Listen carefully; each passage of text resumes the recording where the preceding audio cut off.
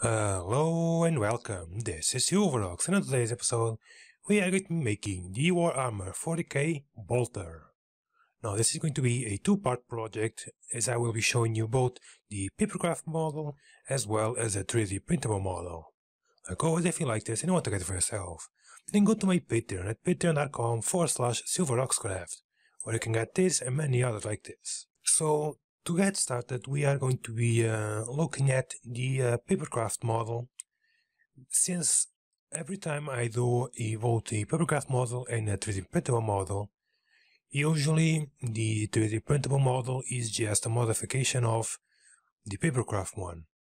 So I'm going to be showing you this one because it is the lower polygon count, and it was the first one that I made. As you can see, since of course it has to be made out of paper, there can't be many complicated shapes in here. Roughly the most complicated one would be the grip, because of the several curves that join into flat faces, and probably the front grip because of the finger spacings, so you can put the fingers in here, the texturing. Other than that, the majority of this is just composed of really big flat surfaces. For example, as you can see right here, the size is one single piece. Of course it is cut so it can fit inside one of the A4 paper, but other than that, it doesn't have anything that's too small or too complicated to build. The only exception being the eagle from the raven from the Blood Ravens is this as the smallest pieces on the entire thing, but you can choose not to print this and just print the backing, which is right here, which is just basically a highlight of the whole thing. So this is the papercraft version. What I'm going to be showing you now is the 3D printable one. This is where the majority of the detail came in. As you can see, this is just a quick showing of the papercraft version. You can see not that much detail, nothing spectacular. And now this is a 3D printable version. It is a huge difference between the two of them, as you can see. Most of this was achieved with merely a subdivision surface modifier, as you can see right here. Subdivision surface modifier. But a lot of these pieces had to be modified to work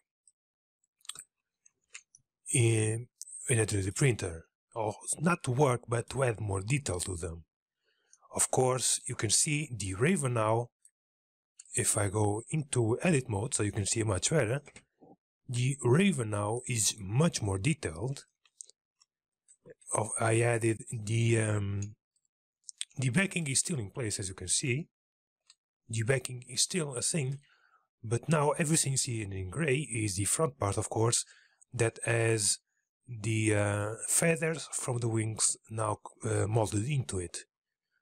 Of course, because of the subdivision surface modifier, the wings are actually curved, the feathers are actually curved, even if the model here suggests otherwise.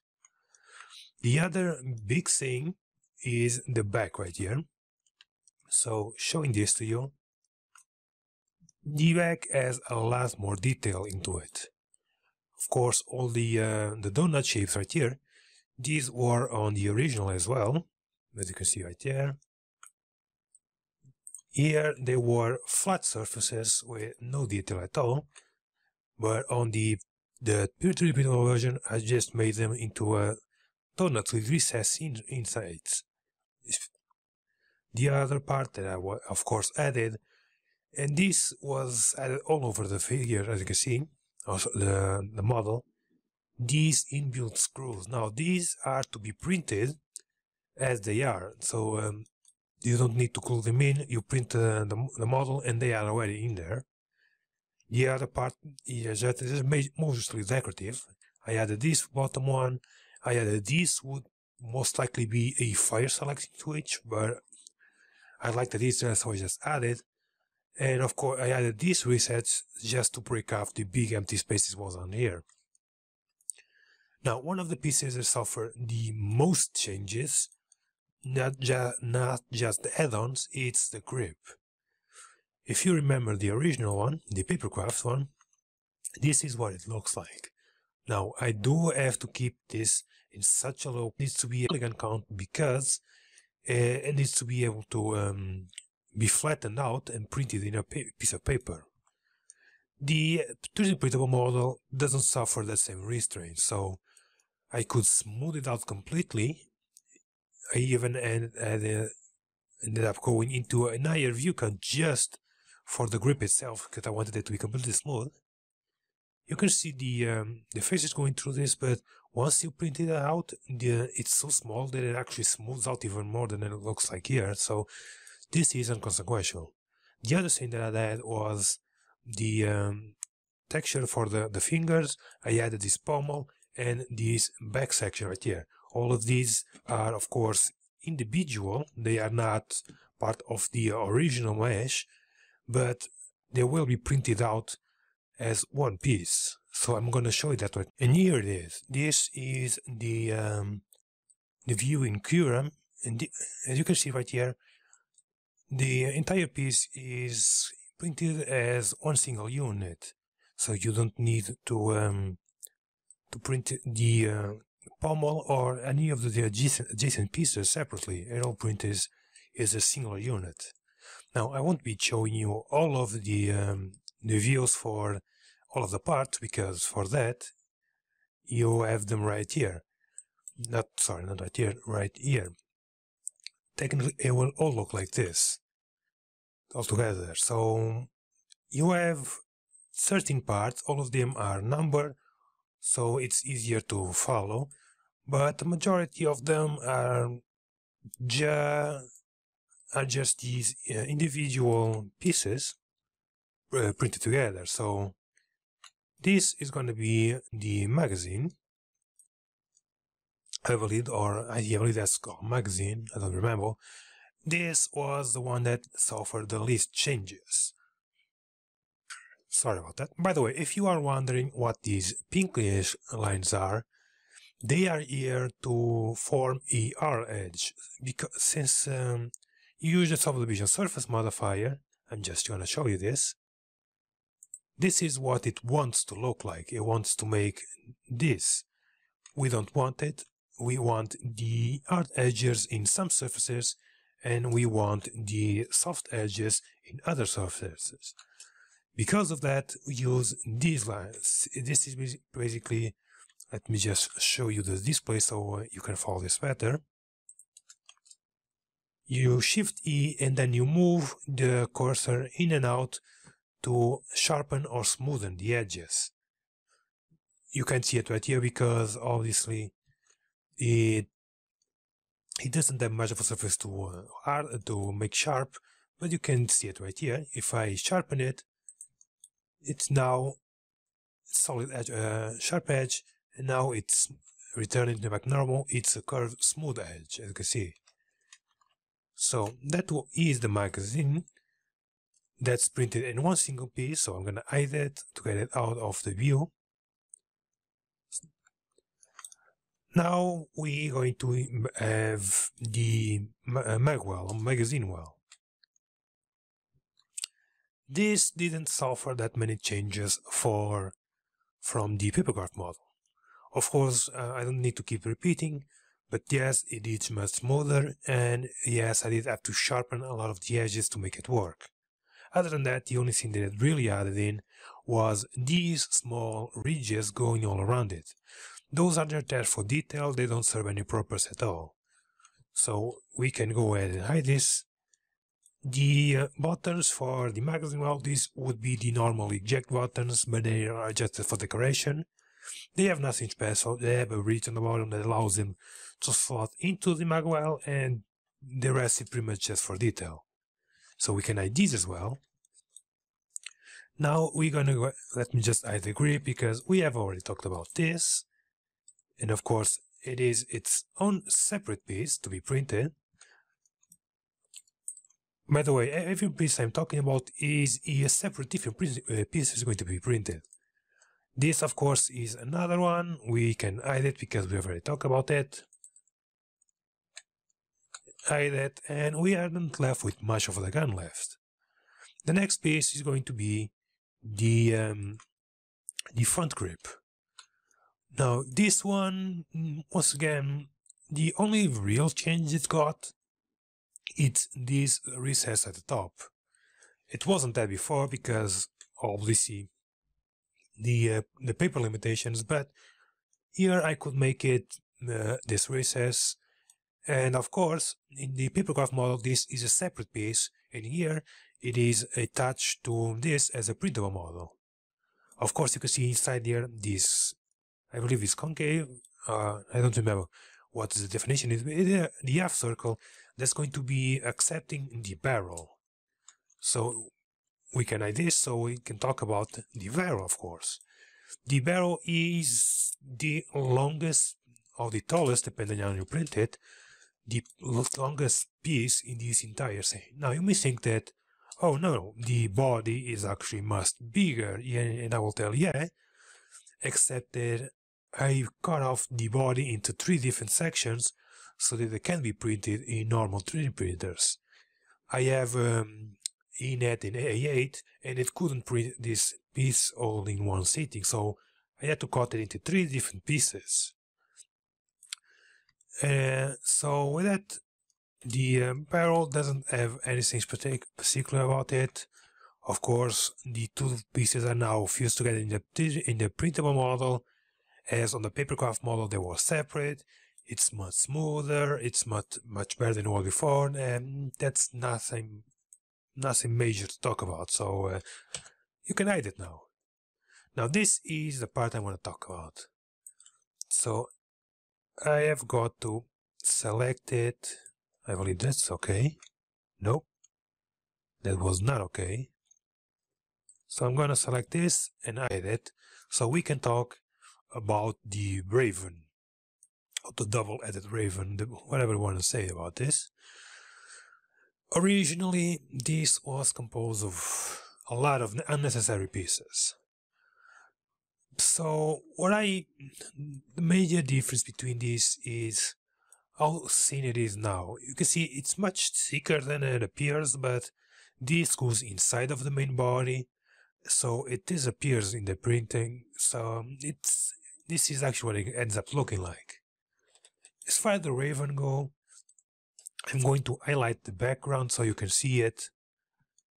The wings, of course, like I said on the beginning, have a lot more detail on them because since I'm going to be able to print this, the limitations are much less, so I'm able to make the individual feathers. The feet were modified as well as the heads. They are not the same shapes that they had before, and the backing for the Raven is not the same as well, as I added these small indents in here, and I modified a lot of the surfaces around this, so it is much appealing when you are looking at it. So I'm gonna bring everything back in. There we go. We have now, I'm going to talk about the body the last, because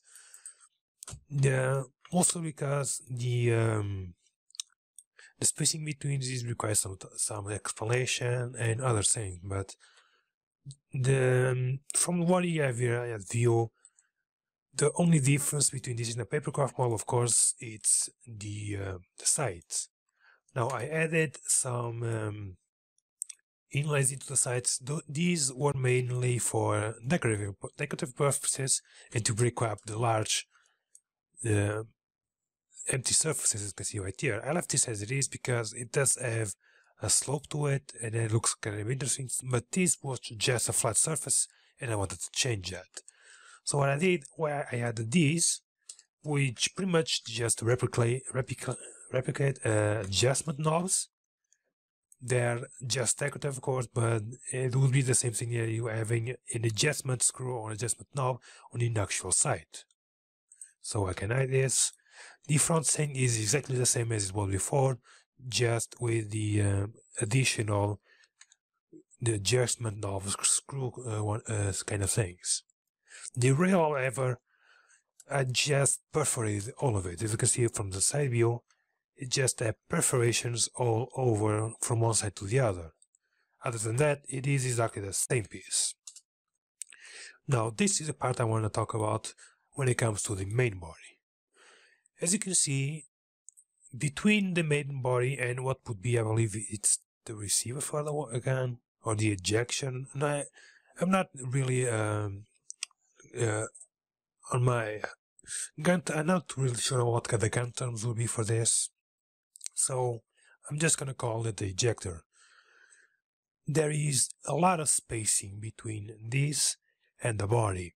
Now you may say, well, if you do that, then there will be gaps between the 3D prints, and yes, it will, but the problem with 3D printing is it's not always accurate. Sometimes gaps can end up smaller or larger depending on the 3D printing settings or just on the 3D printer itself.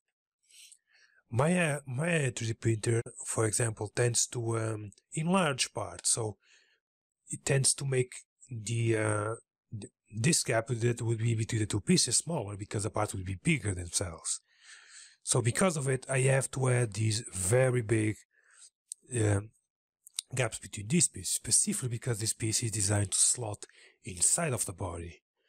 Now, the final result is kind of mitigated even if you don't have that much of an accurate printer, because I separated the original model in this way. So this part, let me just Control L to select everything. I forgot to save it when I originally did this modification, but this is going to be pretty much the gist of it. So this part is completely separated from the original body. Now, once again, I did have some gaps in here, so if these gaps turn out to be too large, these gaps will compensate for it. They are really small, they aren't that big. I'm exaggerating here, but sorry once again, the gaps will be somewhat similar to this. Now this process does repeat on the front as well, but the cutting surfaces is somewhat like this, and then it proceeds up, and it's not really necessary for you to know because they are on the Printable STL files. These are 3 different sections. The reason why I had to do this, of course, it's the limitations on size, but it did end up benefiting as well when it comes to the fitting of this central piece, because now you can just fit the bottom part to the top and then fit the two around it, and it will be perfectly fine. So the gap problems shouldn't be much of a problem at all. It will be easily fixed. The other thing, of course, is I added the same screw details that were on the back right here to the body, the main body. Other than that, this is the exact same thing. The ejector, I still don't know what to call this, is really simple. That wasn't any modification to it at all. The only thing that really changed was that now the handle is part of the model itself. As you can see, and if I show you this view, oh sorry, you can see it here because this was the previous model that I decided forgot to save. They are actually fused into the main body, right here, this part right here, and they are printed as one single unit. It's not separate, so some supports are required for both these and a lot of other pieces as well. Now, the size of this. So I'm going to change the view type so you see a much clearer view of how this is going to end up overall. This isn't small. Now, in the past, I did do a pistol bore version of this bolter, and I'm not really satisfied how this looks. You can see it's really poor design. It's pretty much what would have happened if I transformed the papercraft model directly into an STL without making any changes at all. This would be the result. Now, I didn't like this. Now, of course, at the time I thought it was fine, but with time the standards change, and now this is what I ended up making. Of course, you can see right here the original one, the bolter, not the pistol. The pistol files are saved somewhere, and I need to go get them, but they're not necessary for this video, so I decided to go against that. The reason I did show him is so you can see what the improvements I had to make. Now, size of this. It would be 40 centimeters long. Now, I don't know how much 40 centimeters is in inches, so you have to search that on your own, but this is really big. And since it is really big, it will use a lot of filament. Now, the papercraft model does get saved on that regard because it doesn't have that many pages to print, and of course it is mostly hollow, so most of this is doable. The 3D printable model, on the other hand, will require a lot of material. I have no idea how much because I still haven't undergone the construction of it. I know it will work because I've done this in the past, and the gaps I have to leave between the pieces is now just an automatic process for me, so it won't be much of a problem. Of course, do understand that even if I were to build this, you may require some sanding of these pieces.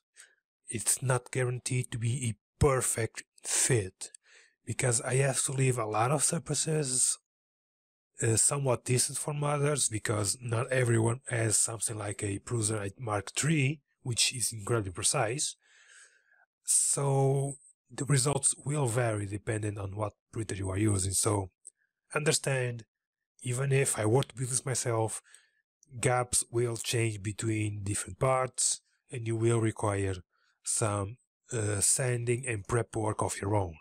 Do not think it's worth it all. The first go, it won't. It simply won't. This is a 3D printable model. You just have to deal with it. Of course, if you do have a 3D printer, you already know this, and I'm not really saying something that's foreign to you, so you can have that satisfaction. Of course, there is nothing else to say about this. This was the Warhammer 40k bolter, both the 3D printable model and the papercraft model.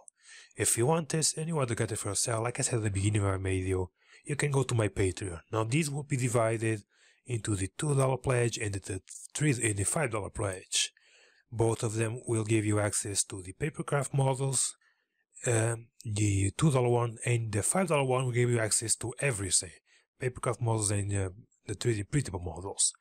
As you can see on the screen right now, I have several both papercrafts and 3D printable models up on my Patreon. You can go get it if you want. With that said, thank you. I hope you enjoyed this video and stay for more.